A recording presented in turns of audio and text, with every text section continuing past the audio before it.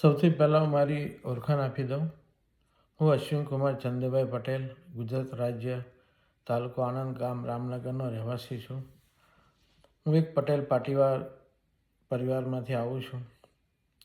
ગુજરાત રાજ્યમાં અલગ અલગ વિસ્તારમાં અલગ અલગ ઘણા બધા પાટીદાર સમાજો છે અને તેમના આગેવાનો, નવા ઉભરતા યુવાનો અને વ્યક્તિઓને જાગૃત કરવા માટે હું આ વિડીયો બનાવી રહ્યો છું.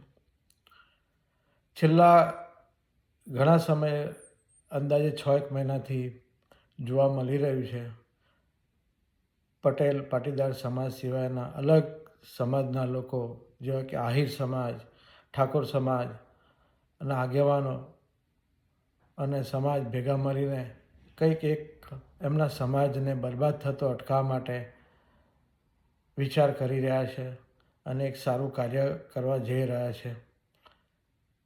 અને પરિવાર સમાજ કેમ બચે અને ખોટા ખર્ચાઓમાંથી ખર્ચા કરીને બરબાદ નુકસાન ના થાય એના માટે સમાજ પરિવાર ભેગા મળીને એક નિયમો બનાવીને બંધારણ સરસ બનાવીને સરસ કામ કરી રહ્યા છે. જેમ કે ખોટા ખર્ચા, લગ્નની સગાઈ વિધિ, મામેરા, માટલી છોલવાની વિધિ, લગ્નના ખર્ચા, બેન્ડ વાજાના ખર્ચા, જમણવારીના ખર્ચા, આ ઉપરાંત લગ્નના બીજા ઘણા બધા નાના મોટાઓ જે નથી જરૂરી તેવા ખર્ચાઓ, જન્મની ઉજવણી, એવા કેટલાય ખર્ચાઓ જે છે એકબીજાના દેખાદેખીમાં કરતા હોય છે અને સમાજ, પરિવાર, કુટુંબો બરબાદ થઈ જતો હોય છે એમાં. અને ઘણા સમાજના પરિવારના કુટુંબો જમીનો મિલકતી વેચીને બરબાદ થઈ રહ્યા છે, દેવાદાર બની રહ્યા છે. તો એ બધાને બચાવવા માટે આ પાટીદાર સિવાયના બીજા સમાજ જેવા કે આહિર સમાજ, ઠાકોર સમાજના આગેવાનો સમાજ આગળ આવ્યો છે અને એક સરસ કામ કરી રહ્યા છે. તો મારે પટેલ સમાજને એક જ વાત કહેવી છે કે પટેલ સમાજ ક્યારે જાગશે? હવે પટેલ સમાજના પરિવારો, કુટુંબો બરબાદ થઈ જશે ત્યારે જાગશો? બીજું ખાસ મહત્ત્વની એક વાત એ કહેવી છે કે પટેલ સમાજમાં આટલા બધા શિક્ષિત લોકો હોવા, જેમ કે વકીલો,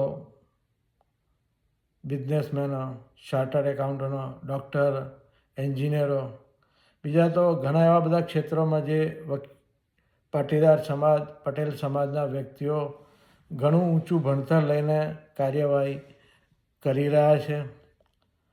એમની પાસે ઘણો બહોળો અનુભવ છે. એની સામે તમે આ જુઓ, ઠાકોર સમાજ, આહિર સમાજમાં ભણતરનું સ્તર નીચું છે, એમનામાં ભણતરનો થોડો અભાવ છે સમાજમાં. છતાં એ સમાજના આગેવાનો, સમાજ એમની પાસે ભણતરનો અભાવ હોવા છતાં આગળ આવ્યા અને પોતાની કોઠા સૂઝની આગવી ક્ષમતાથી સમાજને કઈ રીતે બચાવવો ને ખોટા ખર્ચામાંથી ખર્ચા કરીને પરિવારો બરબાદ ના થાય એના માટે લોકોએ વિચાર કરી, વિમર્શ કર્યો, મિટિંગો કરી અને સરસ નિયમો બનાવીને બંધારણ કરવા જઈ રહ્યા છે.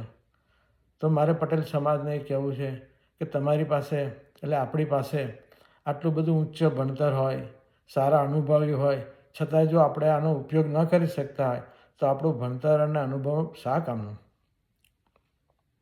એટલે હું પટેલ સમાજને વિનંતી કરું છું, આગેવાનોને વિનંતી કરું છું, આગળ આવો, બધા ભેગા મળો અને કંઈક આ બાબતમાં વિચારો.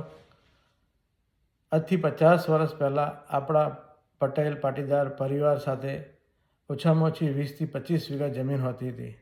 પરંતુ સમય જતાં, વર્ષો વીતતા, કાકા બાપાના ભયો ભાગો પડતા અત્યારે એક પરિવાર સાથે 2 થી 5 વીઘાની જમીન રહી છે. હવે આટલી ટૂંકી જમીનમાં, ટૂંકી આવકમાં એની સામે ખર્ચાનું પ્રમાણ તો અઢળક વધી ગયું છે. પરિવારો સમતોલન કરી નથી શકતા અને બરબાદ થઈ રહ્યા છે. ઉપરાંત દેખાદેખીમાં ખર્ચા પણ ખોટા કરી રહ્યા છે. આપણે પટેલ સમાજમાં અત્યારે લગ્નમાં એટલા બધા બેફામ ખર્ચા થઈ રહ્યા છે, જેવા કે ખોટા ખર્ચા આપણે એવા કરી રહ્યા છે. સગાઈમાં પણ લગ્નનો અડધો ખર્ચો થઈ જાય એટલી સગાઈ વિધિ કરીએ છીએ આપણે. એમાં અધૂરામાં બાકી હતું તો પ્રી વેડિંગ પાછું નવું લાવ્યા છે. ફોટોગ્રાફી વિડીયોગ્રાફીમાં તો એટલો બધો ખર્ચો કરી રહ્યા છે. ડેકોરેશન, ફૂલગાર, શણગાર એમાં પણ નાહકનો ખોટો ખર્ચો કરી રહ્યા છે. અને એમાં બી બાકી હતું તો જમવામાં આપણે 25 આઈટમ રાખીએ છીએ જે કોઈ ખાઈ નથી શકતું. એમાં પણ બાકી હતું તો પાછું સ્ટાર્ટર લાવ્યા છે. સ્ટાર્ટરમાં બી 15 આઈટમો રાખે છે. અને આ આટલું બધું કોઈ આવનારા મહેમાનો ખાઈ નહીં શકતા. ખોટો બરબાદ અનાજનો થાય છે, ખોટા પૈસા ખર્ચા થાય છે. અને આનાથી દેખાદેખીમાં બીજા કુટુંબ, બીજા પરિવારો પણ સમાજમાં રહેવું પડે એટલા માટે એ પણ આવો ખર્ચો કરતા હોય છે. અને એમની ક્ષમતા ના હોય છતાં દેવું કરીને, ઉછીના પાછીના લાવીને, વ્યાજે લાવીને કરે છે. જમીન મિલકતો વેચીને એ પણ આ સમાજની સાથે રહેવા માટે આ બધા ખોટા ખર્ચા કરે છે. તો મારે સમાજને કહેવું છે કે સમાજ માટે આના પર કંઈક અંકુશ લાવો અને કંઈક વિચારો. અને મારે ખાસ એનઆરઆઈ મિત્રોને કહેવું છે કે તમે તો અહીંયાથી ડોલરમાં રૂપિયા લઈ જાઓ છો અને ત્યાં જઈને ઇન્ડિયન કરન્સી રૂપિયામાં ખર્ચો કરો છો. તમને કોઈ તકલીફ આવે એમ નથી. પણ તમે ત્યાં જઈને એક લગ્ન માટે 50, 60, 70 લાખ રૂપિયાનો ખર્ચો કરો છો. આ જોઈને તમારા પરિવારના, તમારા ભાઈ બહેન, કાકા મામા, બાપા ફોઈના પરિવારો પણ તમારી સાથે રહેવા માટે તમારો જેવું જોઈને તમારો બી ખર્ચો એમના લગ્ન પ્રસંગમાં તમારા જેમ ખર્ચો કરવાની કોશિશ કરે છે. એમની ક્ષમતા ના હોવા છતાં. અને છેવટે તે પોતાનું 1-2 વીઘું જમીન વેચે છે. તો એનઆરઆઈ મિત્રોને પણ હું વિનંતી કરું છું કે ઇન્ડિયામાં જઈને લગ્ન કરો પણ બહુ ખોટા ખર્ચા ના કરો. અને જેથી દેખાદેખીમાં ખોટા ખર્ચા કરે છે, પરિવારો બરબાદ થાય છે. મારે છેલ્લે ખાસ કહેવું છે પાટીદાર સમાજના યુવાનોને, આપણો પાટીદાર સમાજ કેટલો મોટો છે ગુજરાતમાં.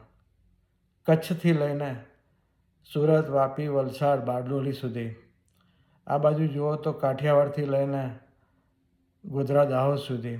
મધ્ય ગુજરાતમાં જુઓ તો મહેસાણાથી લઈને આણંદ, નડિયાદ, વડોદરા, ભરૂચ સુધી પાટીદાર સમાજ છે. કેટલો મોટો સમાજ છે. ત્યાં દરેક આ બધા વિસ્તારોમાં અલગ અલગ કેટલા પાટીદાર સમાજો છે. તો હું દરેક પાટીદાર સમાજના યુવાનોને વિનંતી કરું છું, જે નવા ઉભરતા યુવાનો છો, તમે આગળ આવો, તમે આ બાબતે વિચારો. આગેવાનો પર બધું ન છોડો. આગેવાનો કંઈ કરવાના નથી, હવે થાકી ગયા છે. ને યુવાનોને પોતાના ભવિષ્યની વિચાર કરો ને પરિવાર, સમાજ બરબાદ થતો અટકાવો. અને કંઈક હું કહું છું કે દરેક ગામડે ગામડે યુવાનો ભેગા થાવ, કંઈક વિચારો.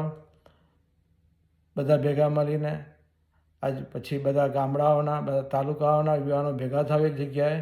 બધા વિચારો, પોતપોતાના વિચાર વિમર્શ નક્કી કરો, ભેગા કરો, રજૂઆત કરો અને એમાંથી કંઈક સારા નિયમો, બંધારણ બનાવો અને સમાજને બરબાદ થતો અટકાવો. આગળ બીજો હું વિડીયો બનાવીશ, તેમાં સમાજમાં કેવા કેવા ખોટા ખર્ચાઓ છે એની થોડી ઘણી વિગત માહિતી આપીશ. ને આ બધાના માટે અંકુશ લાવવા માટે કયા કયા નિયમો બી રાખવા જોઈએ એનું બી હું થોડું સલાહ સૂચન કરીશ. તો મારા બીજા વિડીયો માટે રાહ જોજો. અને હું યુવાનોને ખાસ વિનંતી કરું છું, તમારે હવે જાગવાની જરૂર છે.